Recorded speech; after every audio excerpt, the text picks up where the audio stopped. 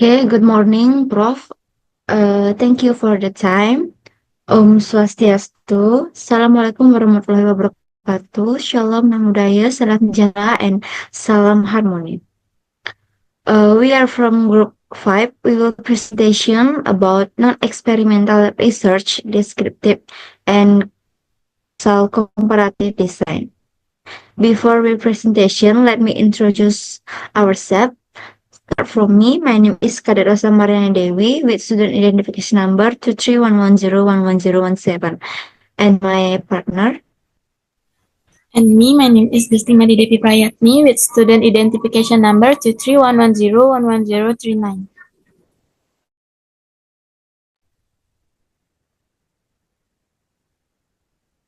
Okay, next I will explain of our I will explain background of our material.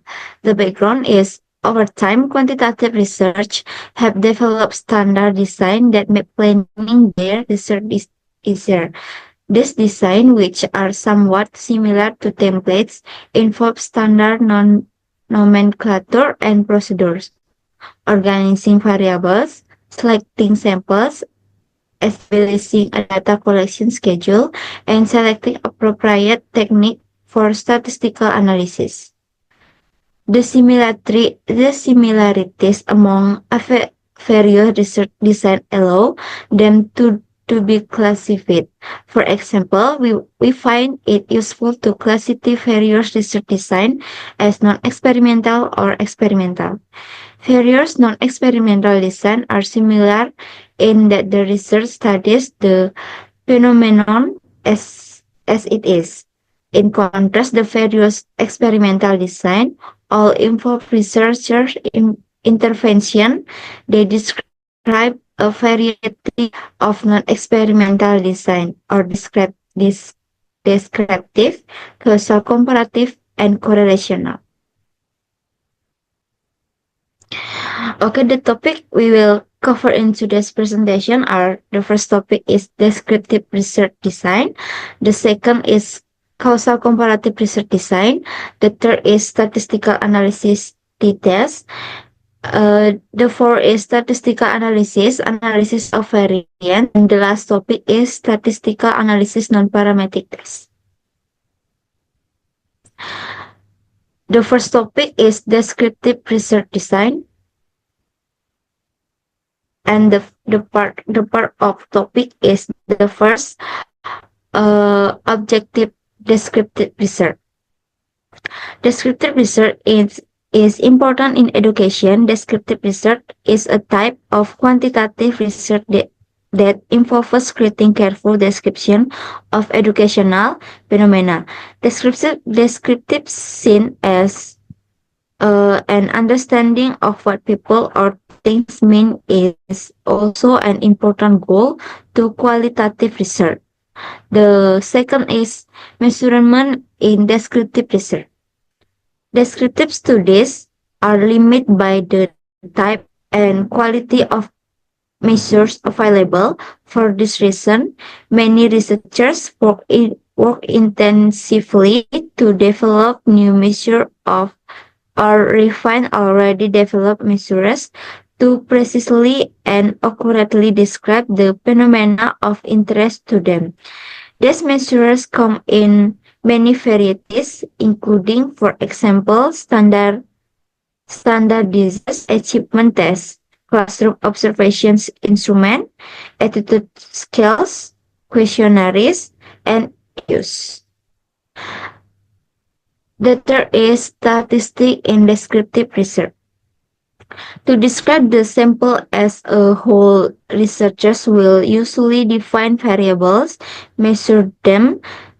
Researchers can also calculate the derived scores and as an aid in interpreting sample scores on the variable being measured. Age derived score, value derived scores, percentiles, and standard scores are examples of derived scores commonly used in descriptive research. And the fourth is sample description and at a single point in time. Descriptive research often does little more than report the characteristic of one sample at, at one point in time. Descriptive studies in education, although simple in design and implementation, can produce very important knowledge. For example, it is generally believed that each teacher has a unique teacher hairstyle. However, a study of more than 1,000 elementary and middle school teachers found little difference in actual teaching practices. And last is longitudinal description of the sample. Longitudinal studies involve collection data from a sample at a different points in time to study changes or continuity in the characteristic of the sample. Longitudinal research design are difficult to implement but are essential for exploring issues in human development, as explained by David Magnusson, Lars Bregman, George Rodinger, and Bertil Thurs. There are four main research design a longitudinal research. The first is trend study, group study, panel studies, and cross-sectional studies.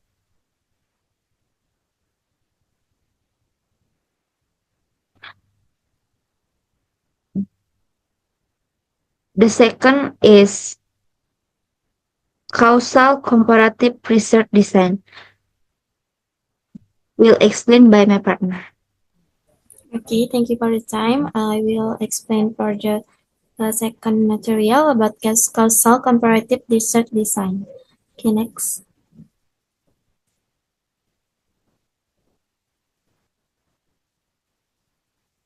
Have three parts.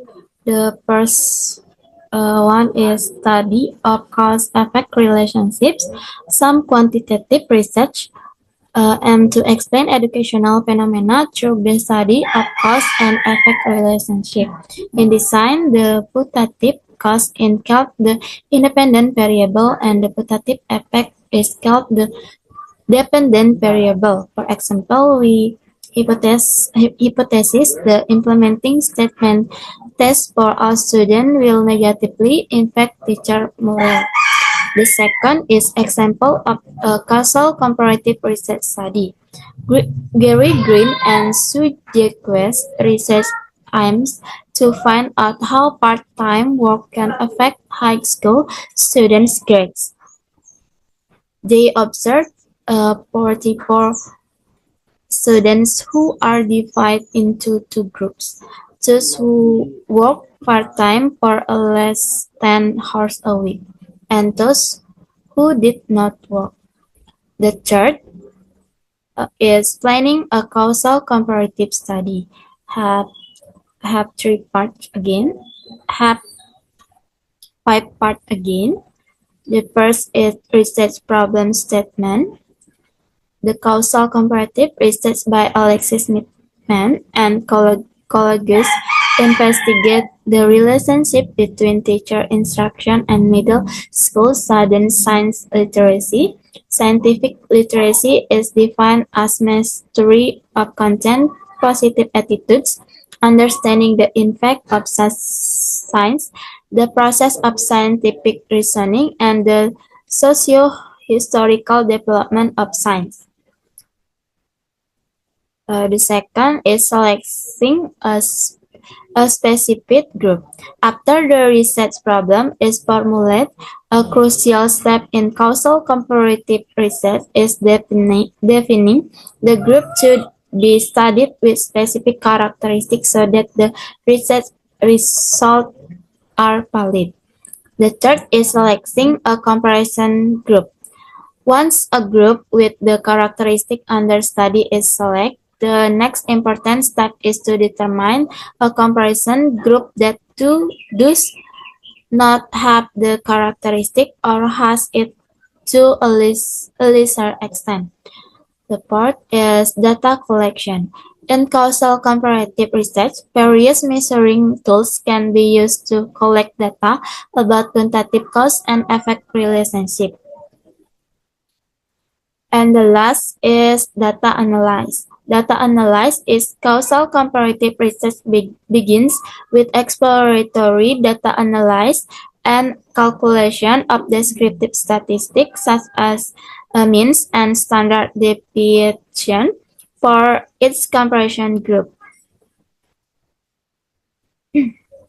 In scientific literacy studies, teachers use of content and script statement in presented as a prestige and student scientific literacy scores are reported as a period gain. Okay, that's all from me. For the next material will be explained by my partner.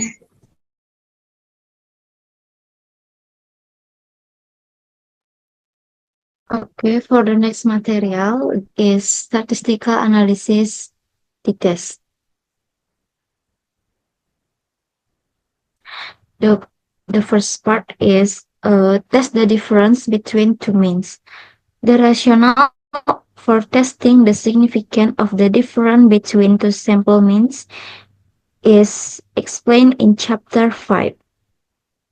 In practice, research often use the t-test is regardless of sample size. The use of t-test in causal comparative research is on three assumptions: interval or ratio measurement skills, and equality of population variance. The test remains accurate even with violation of this assumption. If the distribution of scores is of concern, t-test and non-parametric tests are meant with U or Wilson site rank can be used. If the result differ, the non-parametric test result are reported. In Midman and Collegius study, the t-test show an unexpected significant difference. Student teacher with low contact use show greater increase in understanding of scientific process. Okay, sorry. Finally, research must choose a one-tail or two-tail test. One-tail tests which are used when the direction of the difference is practic have great statistical power.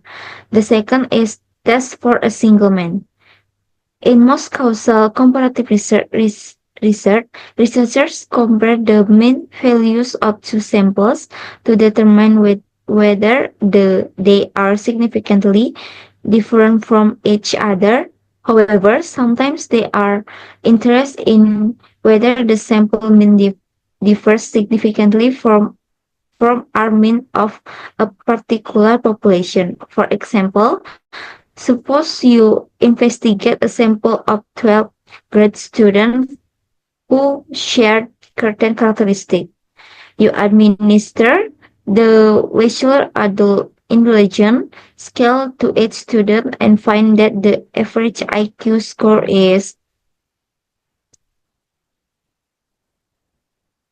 As part of your data analysis, you may want to determine whether the sample mean deviate significantly from the population mean. Assuming a population mean of 1000, we can use the one test for single means of determine whether this different is statistically significant. The test for a single mean test whether the sample mean differs significantly from the specific population mean. Okay, for the next material will be explained by my partner. Okay, I explain further statistical analysis of variance. have four parts. Next.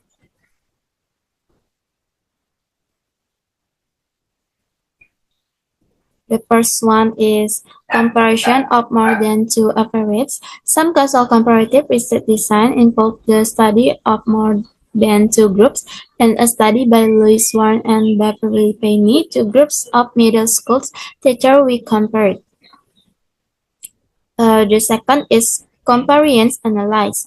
The statistical techniques of analysis of covariance and COPA was used to control for initial difference between groups before comparison of within group variance and between group variance were made. The third is multivariate analysis of variance. Multivariate analysis of variance or MANOVA is a statistical technique for determining which groups differ on more than one dependent variable. Multivariate analysis of variance is similar to the t-test and analysis of variance. The last is testing the difference between variance. Standard deviation and square variance are two statistics to describe the variability of scores obtained from a sample. Okay, next.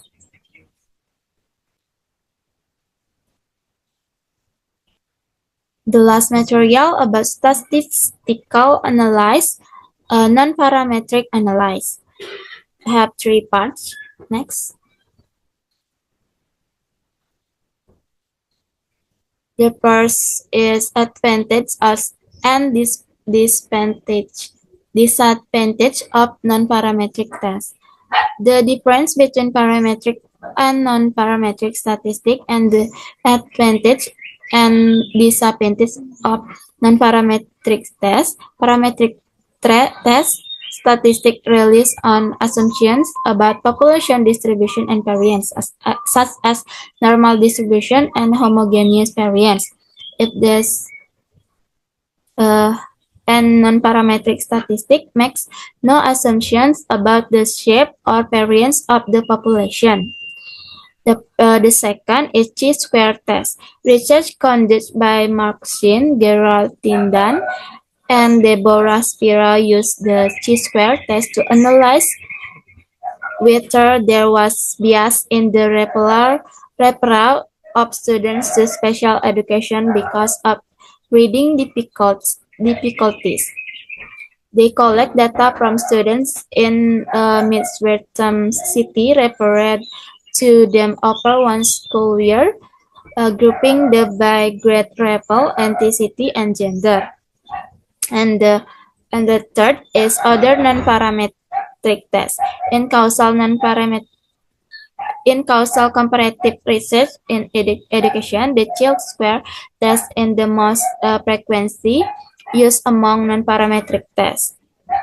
However, other non-parametric tests are also important, especially the Mann-Whitney test is used to compare the distribution of scores from two independent samples. The second is the Wilcoxon Signet Rank test is used to compare the distribution of scores from two correlated samples. And the last is the Kruskal-Wallis test. And the last part is interpretation of causal comparative findings. Interpreting the findings of causal comparative research, such as scientific literacy studies, requires question in the study shouldn't talk by the teachers with high use the context show a lower increase in understanding of scientific process than students taught by teacher with low use of context. Okay, that's all about me. For the next, we'll continue with moderator. Thank you.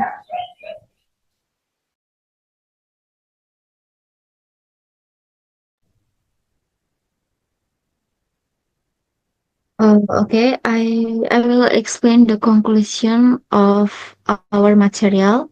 Conclusion is descriptive research aims to provide a clear and accurate pictures of educational phenomena using various measuring tools such as tests, observation, and questionnaires. This research can be conducted at one point in time or longitudinally to see change over time.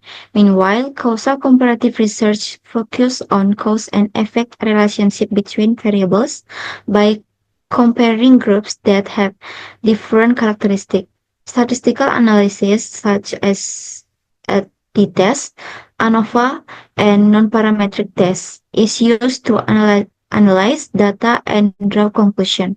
It is important to remember that causal comparative research only indicates a possible cause and effect relationship, and follow-up experiments are often needed to provide the relationship.